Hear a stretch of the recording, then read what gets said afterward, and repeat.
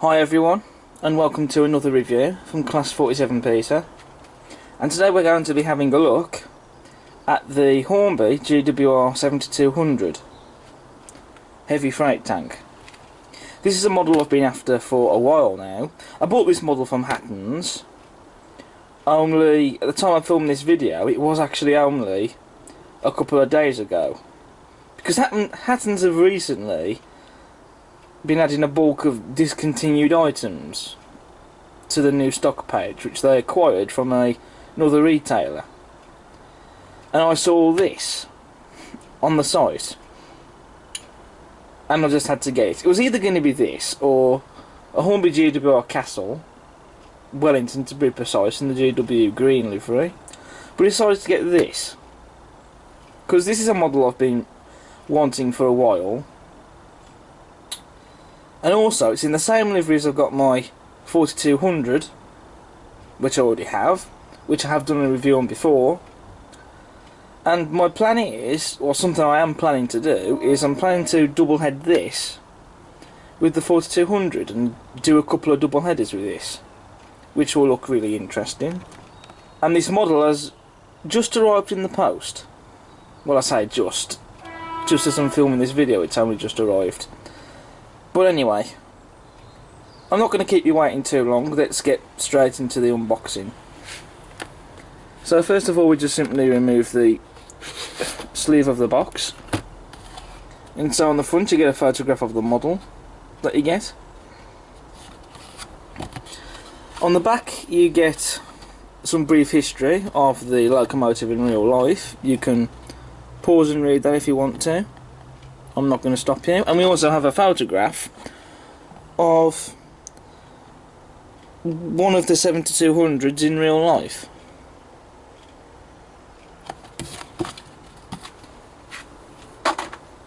So I put the box sleeve down, and there's the model. I mean, just look at that. That does look stunning.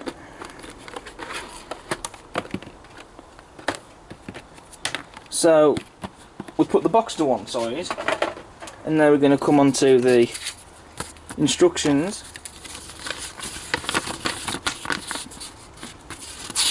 And so inside we get the usual stuff that we've seen before. Lubrication, it shows you where to lubricate, to where to put the oil, indicated by these red marks. So you put it on the crank pins and just on the axles there. Also it tells you about removing the body and fitting the brake rods, fitting the accessories if you want to do so. So I've seen that all before, so I'll put that to one side and I'll put it in my folder later. I want to keep all my instruction manuals. Then just take on the sleeve, we take off the sleeve of the box, of the packaging rather.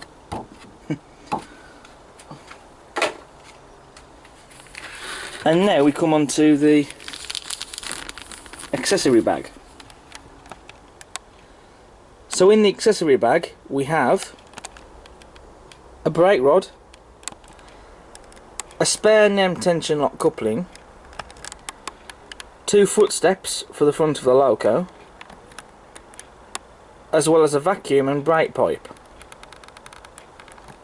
So if the detail part's looked at, we can now finish off the unboxing, and to do that we just simply undo the box clip, which has been sellotaped on.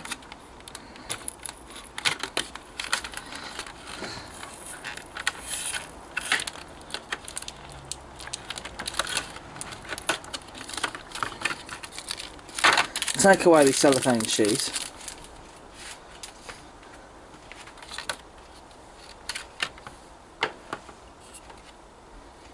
And we just lift the model out of the packaging.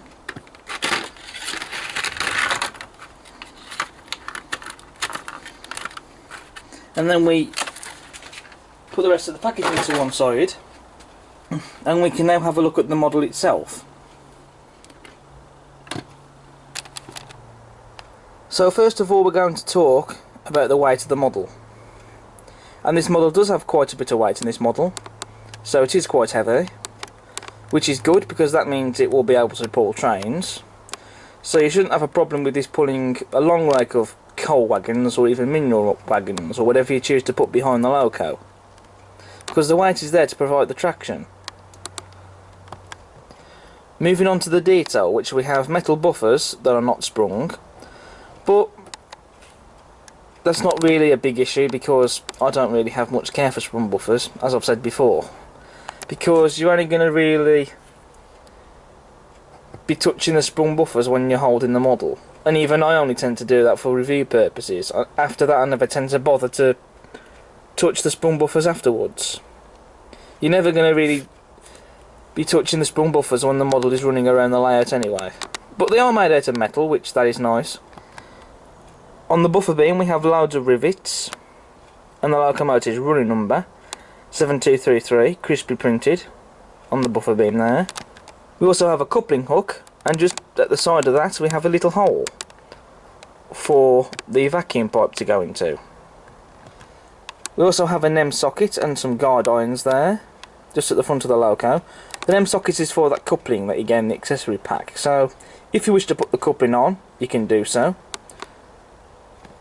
Especially if you wish to double head it, which I shall be doing with this loco, and I'll show you that coupling when I do that. On the running board we've got loads of rivets, as you can see. We also have some separately fitted lamp irons and some separately fitted small handrails there, just at the sides of the running board there, on both sides, as you can see, which is quite nice to have that. We also have what I believe are called the neck holders, which are these bits of detail here, and they are separately fitted, which does look nice. On the smokebox door we've got some nice detail. We've got the hinges there, as well as this little bit of detail just here. I've got no idea what it is, but it's there and it looks nice. Just above the smokebox door we've also got a separately fitted lamp iron on the smokebox, and on the smokebox door we have separately fitted smokebox door darts, as you can see. Now originally when these models were first released they didn't have separately fitted smokebox door darts. When they first came out the smokebox door darts were moulded, but in later releases, which this model is a later release, they got rid of the moulded smokebox door darts and put in some separately fitted ones. And they did a couple of other changes to the model as well, which escape me at the top of my head right now. There's a separately fitted metal handrail running alongside of the boiler in the smoke box, which curves up and around the top of the smoke box door there, as you can see. And that runs on the other side as well. We've got a very nice chimney with some rivets at the bottom of the chimney, as you can see there. There's a lot of rivets on the smoke box, and we also have the outer steam pipes as well, as you can see. And either side of that we have some lamp irons there, as you can see. There is some daylight under the boiler, and there is, if you look carefully, there is some detail under there as well, which is meant to replicate all the inside moving parts. They don't work on the model, but they're there and they're moulded, but they still look nice though, regardless. On top of the boiler we have a separately fitted handrail there.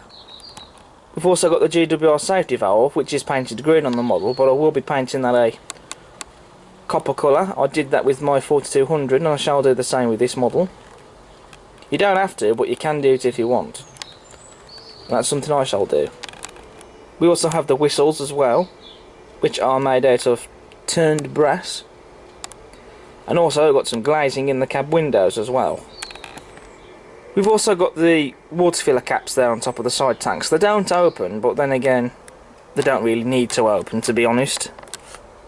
And besides, to make them open it probably wouldn't be easy. And it might make the model more expensive than otherwise. But they're there and they look nice, and we do have these small handles, on the top of them just there. Do be careful with them though, because they can be fragile. We've also got a washout plug and some pipe work running on top of the side tanks there. And on the side tanks we've got loads of rivets, which is always great to see, because it makes the model look more detailed and it adds all the more realism to the model. You've got some rivet detail on the cylinders, as well as some already pre-fitted I should say rather, drain cocks. So it saves you from having to put them on yourself, which is quite nice that they've done that, because they can be a bit fiddly to put on sometimes. And just look at the valve gear and the link motion and the side rods there. Can't wait to see that moving on the model like it does on the real thing. That will be spectacular to see. As well as a couple of footsteps, one just under the cab, just there, and the other one just at the back there by the bunker, which these have already been fitted. On the sides of the cab we have some separately fitted handrails there. We've got one just here and two down by the door there, and the painted green, which looks nice. And just look at the cab interior, it's all painted. The gauges, the regulator, the dials,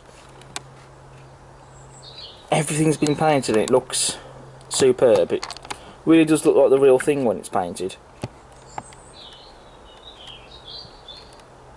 And it's nice to have the cab interiors painted. On the cab roof we have some rivets and a cab roof vent which doesn't open, it's a moulded one. Moving on to the bunker, which we have again loads of rivets, as well as some separately fitted handrails and the GWR number plates with the locomotive's running number 7233 crisply printed on the sides. On the rear of the cab you have some glazing in the windows, as you can just about see, as well as some guard irons. And we also have a coal load, which I believe is removable. It is on the 4200.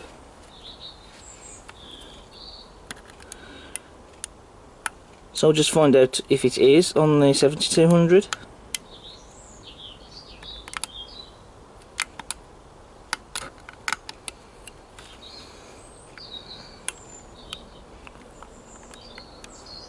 Yep, it is indeed removable.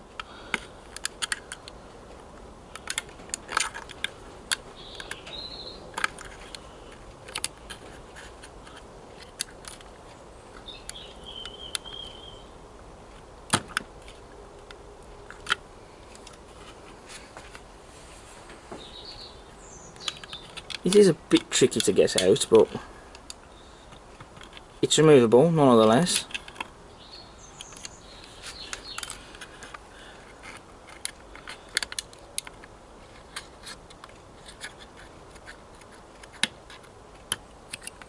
And so there we are. The coal is indeed removable. A little bit tricky, but it is removable. So you can put some real coal in the bunker here if you want, but what I'm going to do is I'm going to put the coal back in,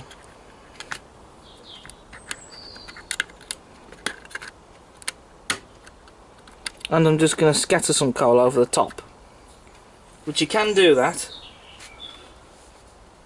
It's only because that there's a hole in the bottom as well, just in the bunker, and I was worried the glue might run down and into the mechanism of the motor, or somewhere where the glue shouldn't run, so that's why I'm going to scatter it on top of the coal load, but it is still removable. On the rear of the bunker we have loads of rivets, some separately fitted handrails and some separately fitted lamp irons. On the buffer beam we have again more rivets and the locomotive's running number crisply printed on the buffer beam, as well as another coupling hook just like on the front and a hole for the brake pipe to go into. We have an M tension knot coupling already fitted on the back, as you can see, and just like on the front of the loco we have metal buffers that are not sprung. Moving on to the livery now, which I really do love the GWR green. It's such a nice livery. It's been evenly applied. It's a very nice even coat, and it's the right shade of green as well. And it does look very nice. It's a very nice shade of green. And we've got the Great Western lettering, crispy printed on the sides of the tanks there, as you can see. And the accurate style of font as well, and I just love the embossed on them. And that just looks really, really good. And on the other side of the model, all the detail is exactly the same. There isn't really any detail differences. Okay, so off camera what I've done is I've added some of the details from the accessory bag.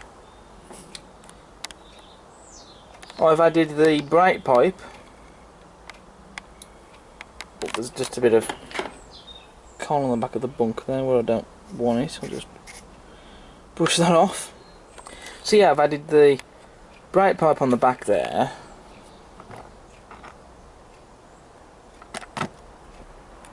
And the vacuum pipe on the front. I've also added the footsteps on, as you can see.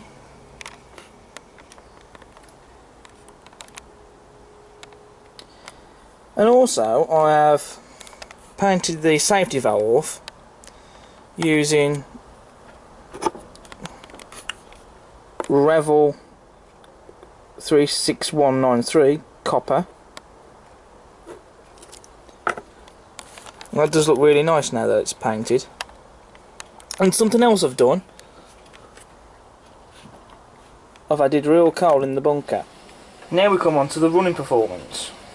And as you can see straight out of the box, she's a smooth runner.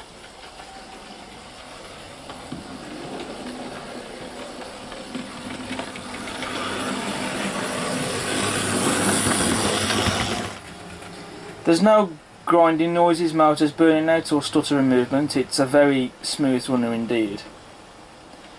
It does need some running in though, but that's the same case with all other new models when you first get them.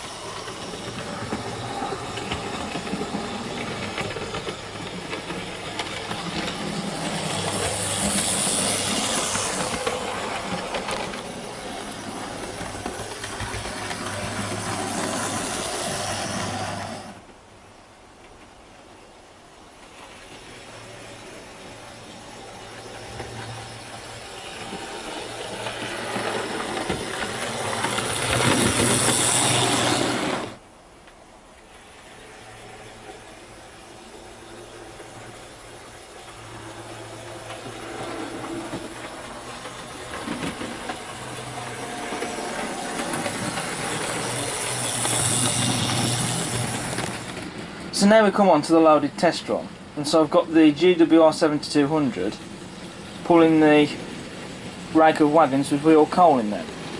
Now there's 15 wagons here behind the loco plus a brake van, and as you can see, no problems whatsoever. But then again, this just shows why the weight is so important in models. Because without the weight, this model wouldn't be able to pull any of these wagons, not even the full rake.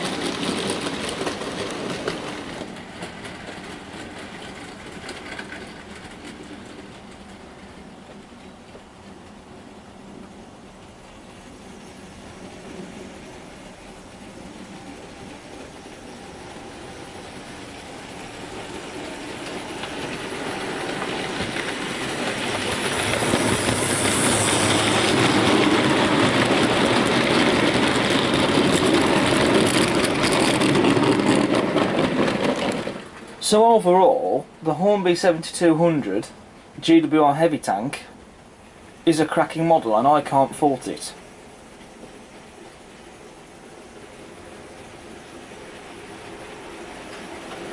And I can't wait to get her double head in with the GWR 4200 in a couple of videos.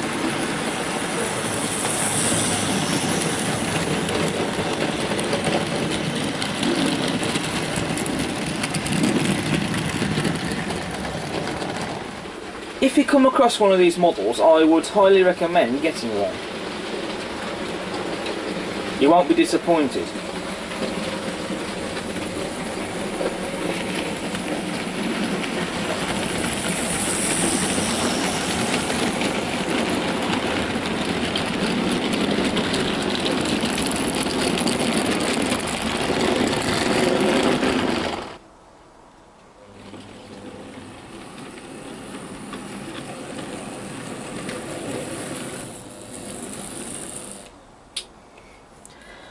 So overall, I'm going to rate the Hornby GWR 7200 heavy freight tank a 9 out of 10. This has been Class 47 Peter reviewing the Hornby GWR 7200, and I'll see you again soon for the next review. But until then, subscribe to the channel, check out my other content, and I'll see you again later. Take care.